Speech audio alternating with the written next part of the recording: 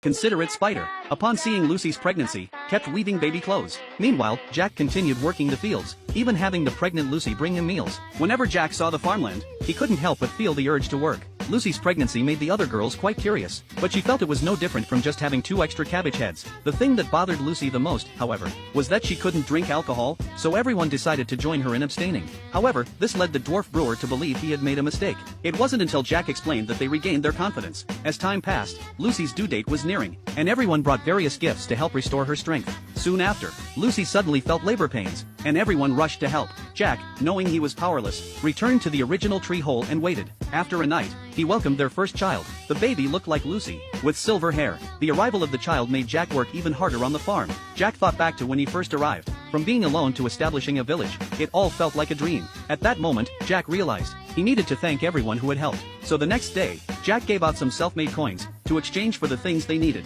As the village population grew, he couldn't manage everything alone, so he decided to let people self-manage through the coins. Everyone was very curious about the coins, but the dragon lady wasn't interested in them, only wanting to know how many buckets of gold coins it would take to buy an apple. Jack only gave out a small bag of coins. Even the spider had to use coins to buy things. To prevent forgery, each coin was made by Jack himself, but since the amounts were so small, some people kept them as collectibles, and some even tried to use the coins to buy a child. Jack immediately rejected such a transaction. Time passed quickly. The spider prepared clothes for the newborn, and Jack held a feast for the baby's 1-month celebration, with everyone celebrating together. Meanwhile, the Demon King's castle learned about Jack having a child, and they realized that rather than being enemies, it would be better to form a good relationship. In this way, the Demon King's castle would remain safe forever. However, the Demon King outright rejected his subordinate's proposal.